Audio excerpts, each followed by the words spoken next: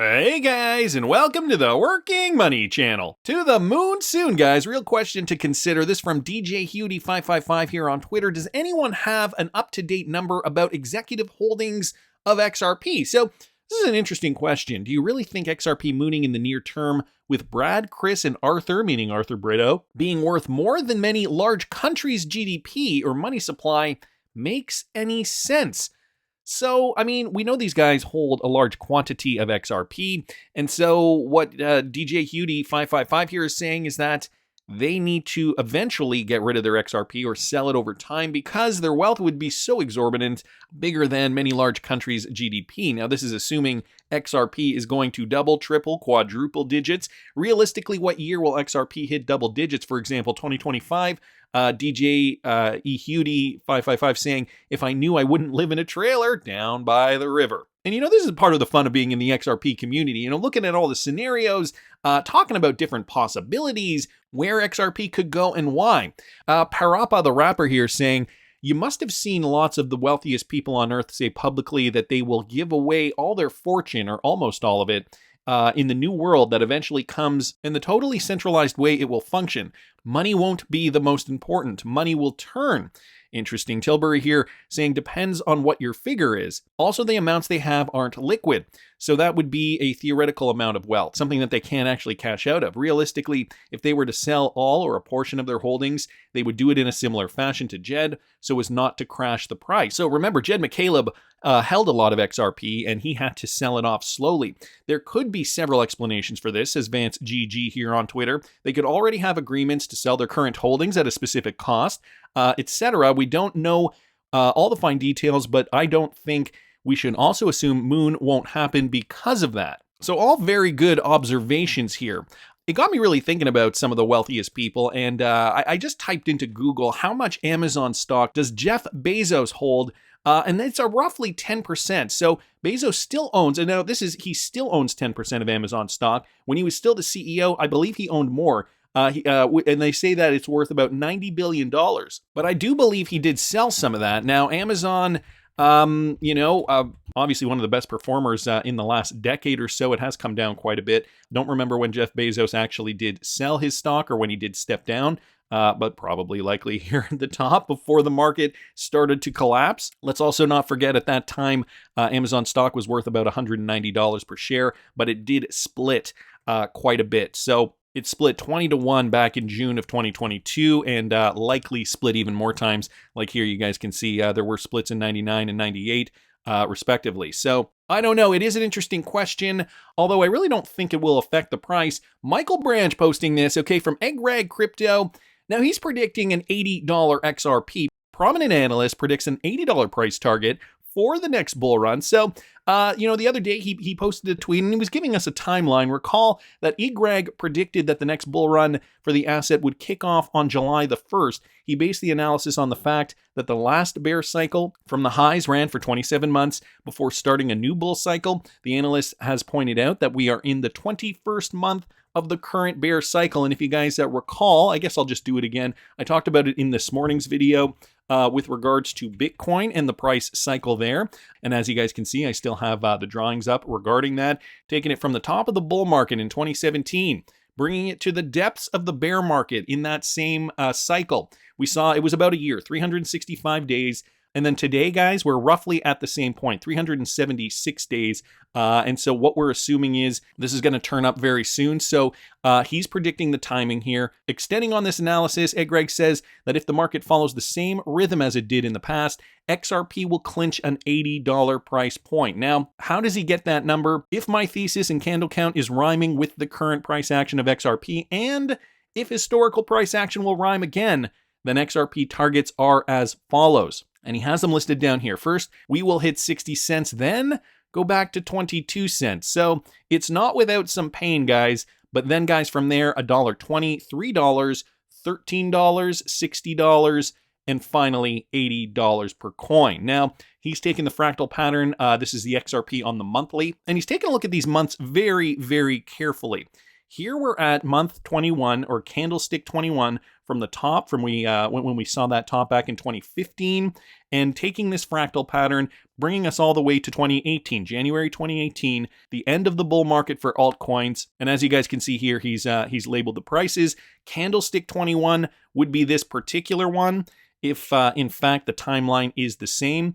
And sure enough, guys, we would get up to $82 per XRP, but that wouldn't be until 2024. How many months away would that be? So 1, 2, 3, 4, 5, 6, 7, 8, 9, 10, 11, 12. So that would be 1 year. So I guess that would bring us to January or February of 24.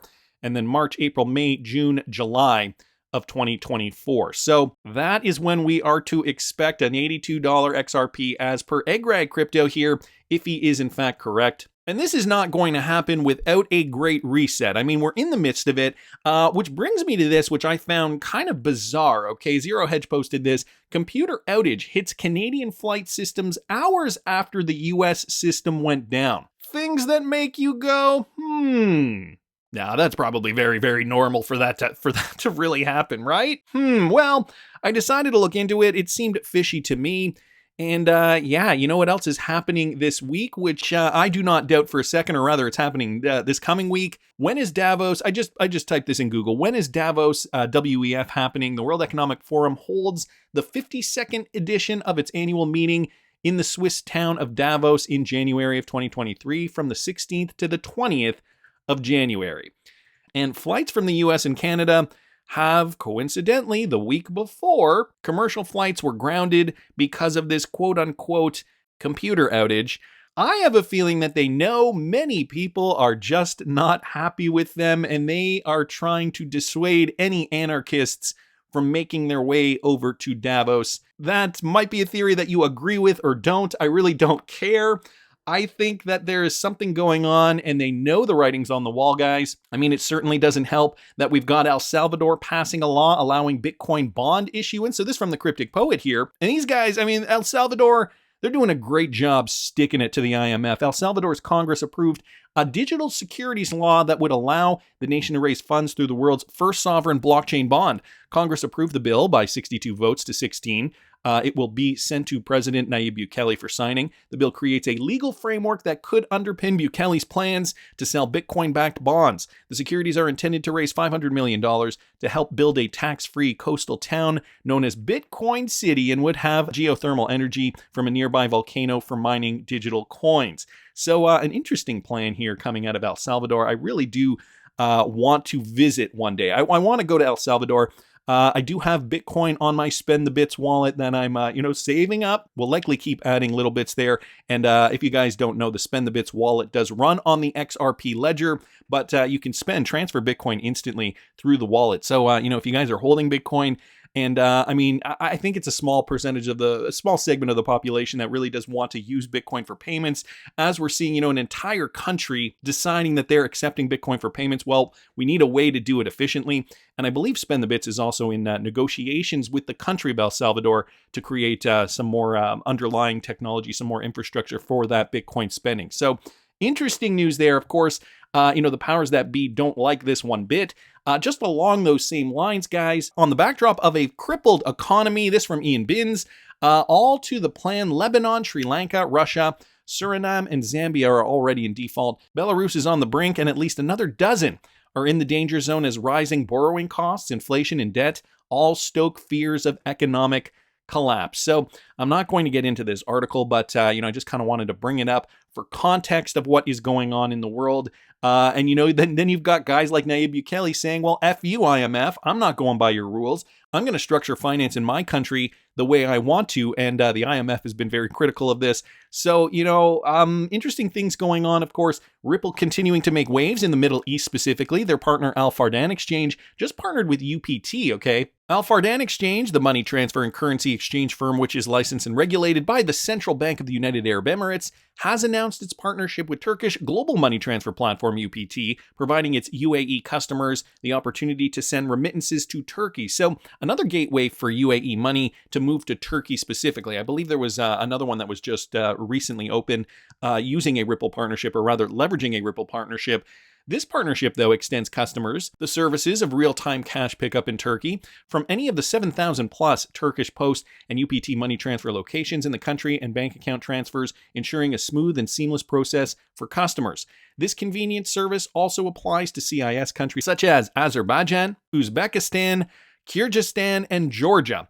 For customers based in the UAE, the two-way partnership appoints Alfardan Exchange as the processor. So the Ripple partner is the processor for the customer payouts coming out of the UAE, adding a new choice to the array of options and bringing in more value for existing and new customers alike. So some interesting news there coming out of Alfardan Exchange, a Ripple partner. Wanted to thank the Cryptic Poet for posting that. Also saw this, guys, another one from the Cryptic Poet here. Kareem Pay partners with another Ripple partner, Lulu Exchange. So they're partnering up, guys, to launch digital remittance in Pakistan. Kareem, just another company now, secondary partnership with a Ripple-enabled company.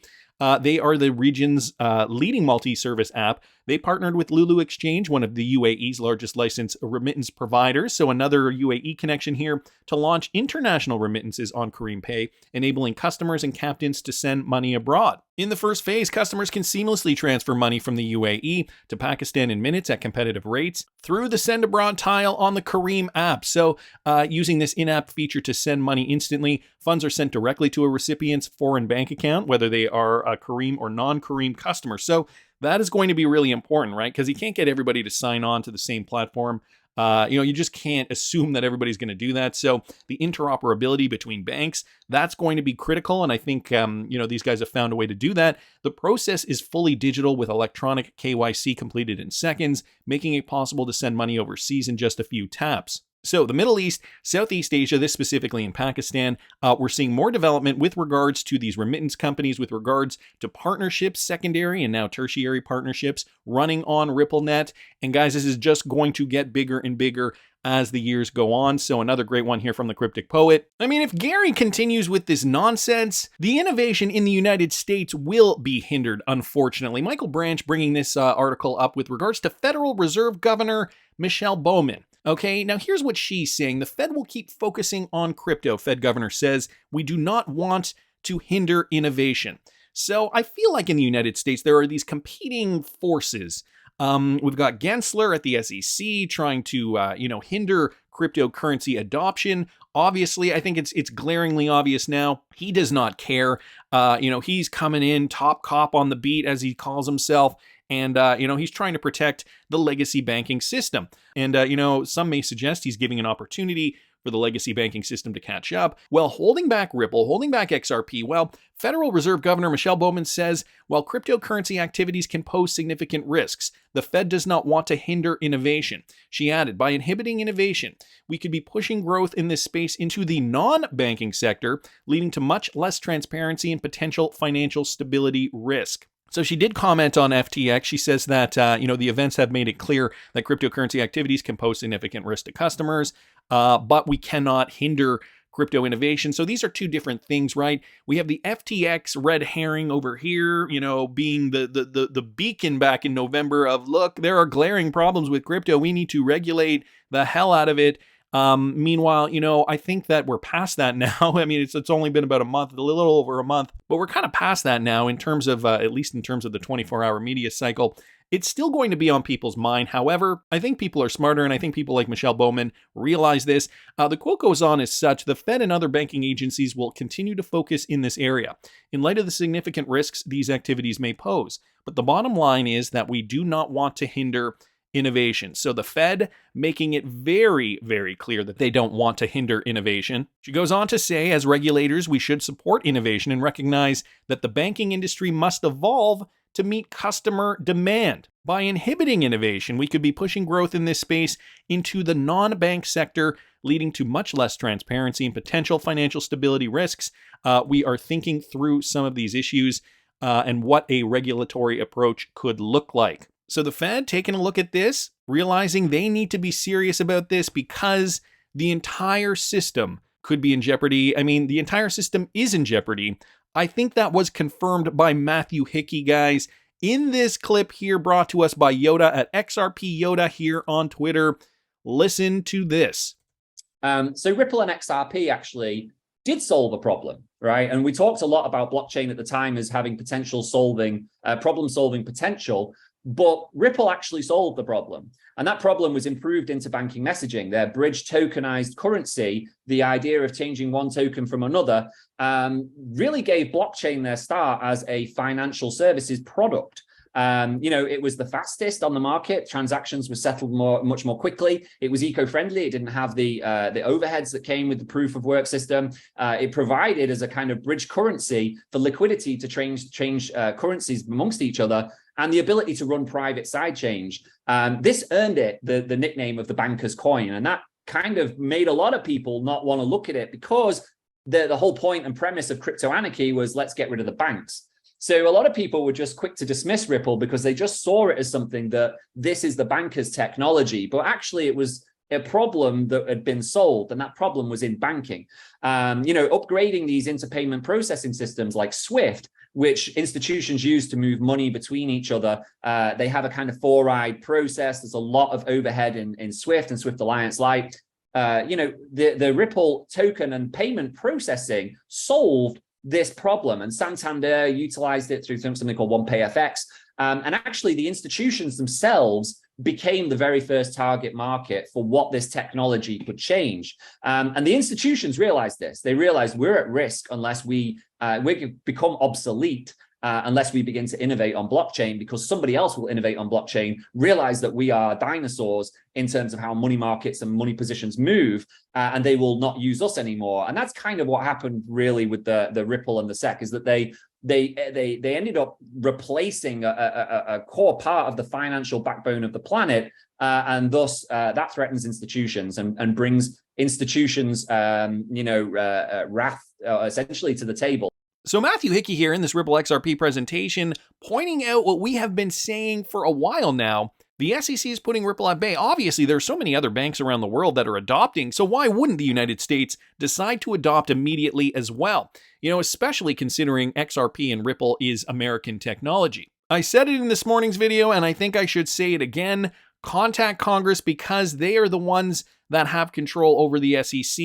Make sure you guys get the word out. I think the Federal Reserve Governor, Michelle Bowman, also sees what Gary Gensler is doing. Let's hope we see some positive action soon, guys, in the Ripple SEC lawsuit, because that'll dwarf these small anticipatory moves. That's just my opinion, but I want to hear what you guys think. Please subscribe to the channel if you haven't already. Like the video if you like the content I'm providing. I always love hearing your comments. See you in the next one, guys.